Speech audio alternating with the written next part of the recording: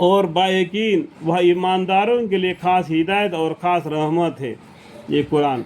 बायकीन आपका रब उनके दरमियान में अपने हुक्म से वह आमर फैसला क़यामत के दिन करेगा और वह ज़बरदस्त इल्म वाला है। सुम्मा लतुसअलुन्ना यौमइज़िन अनिन नईम, अल्लाह ताला ने तुम्हें जो भी नियामत दे दिया ना उसका सब हिसाब लेगा क़यामत के दिन। अल्लाहुम्मा अग़फ़िर। सो जब ऐसा है तो आप अल्लाह पर तवक्कल रखिए, यकीनन आप सरिया हक तरीक़ा पर है। आप मुर्दों को नहीं सुना सकते, आप ना बहरों को अपनी आवाज़ सुना सकते हैं।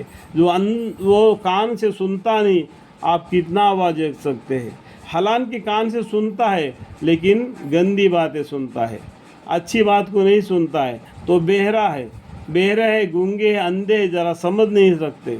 सुम्मुन बुक्मुन फहुम ला युमिनून, और ना बहरों को अपनी आवाज़ सुना सकते हैं, खुसूसन जब वह पीठ फेर कर चल दे।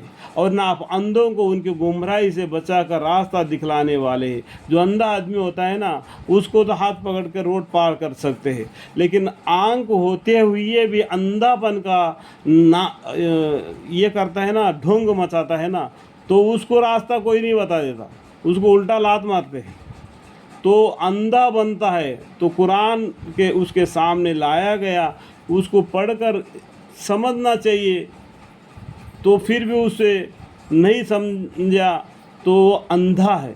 और ना आप अंधों को उनके गुमराही से बचाकर रास्ता दिखलाने वाले हैं। ये तीनों मिलकर एक जगह पर आए थे, सुम्मुन बुक्मुन फहुम ला युमिनून।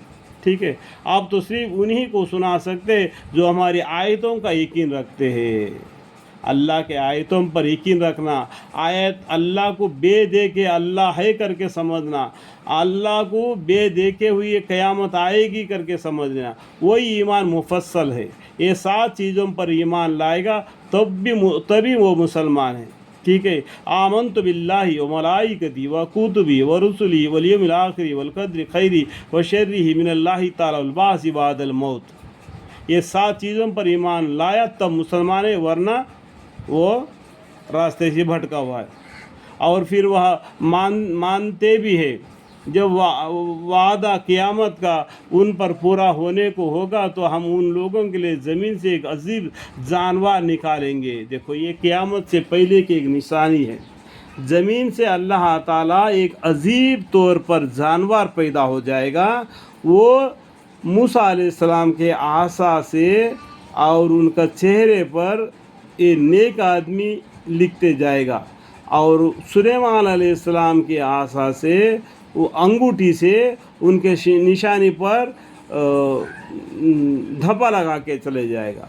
मोमिन आदमी, ये काफिर आदमी, ये अजीब जानवर पूरे ज़मीन पर बहुत ही कम दिनों में चक्कर लगा देगा। सभी इंसानों के चेहरे पर वो मोहर लगा के गायब हो जाएगा। ये क़यामत का आने से पहले की एक निशानी है।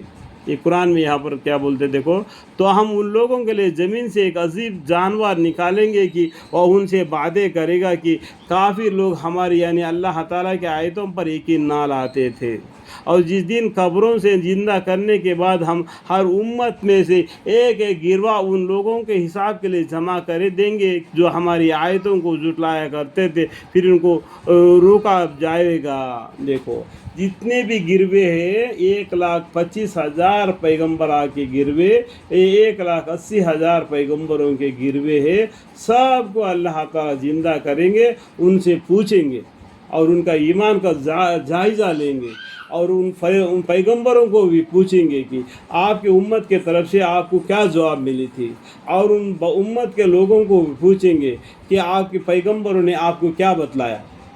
ठीक है, और मूसा यानी नूह अलैहिस्सलाम की उम्मत क्या कह रहे हैं, नूह अलैहिस्सलाम को झुटलाएगी कि या अल्लाह हमारे पास नूह अलैहिस्सलाम नहीं आए थे, हमको कोई हिदायत की बात नहीं बतलाए थे।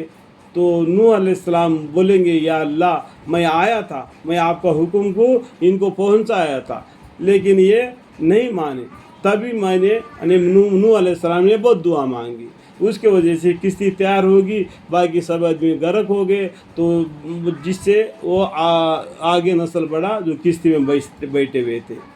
تو پھر بھی وہ لوگ انکار کریں گے. تو نوح علیہ السلام کہیں گے کہ یا اللہ نام اعمال کو دیکھو تو معلوم پڑ جائے گا, اگر نہیں تو محمد مصطفیٰ صلی اللہ علیہ وسلم کی امت کو پوچھو تو معلوم پڑ جائے گا. کیوں؟ محمد مصطفیٰ صلی اللہ علیہ وسلم پر جو قرآن نازل ہو گئی ہے اس میں نوح علیہ السلام کا قصہ ذکر ہے, اور امت محمدیہ اس بات کو جانتے ہیں کہ نوح علیہ السلام دنیا میں آئے ہیں. ٹھیک ہے, یہ ایک گواہ ہے. اللہ تعالیٰ سمجھنے کی توفیق عطا فرمائے. پھر ان کو روکا جائے گا یہاں تک کہ جب موقف میں حاضر ہو جائیں گے تو اللہ تعالیٰ ارشاد فرمائے کہ کیا تو نے میرے آیتوں کو جھٹلایا تھا, حالانکہ تم ان کو اپنے ہاتھ علم میں بھی نہیں لائے بلکہ اور بھی کیا کیا کام کرتے رہے, اور اب وہ وقت ہے ان پر وعدہ عذاب کا پورا ہو گیا, وہ جس کی دنیا میں انہوں نے بڑی بڑی زیادتیاں کی تھی, اس کے وجہ سے ان کو جہنم میں جانا نصیب ہو گیا.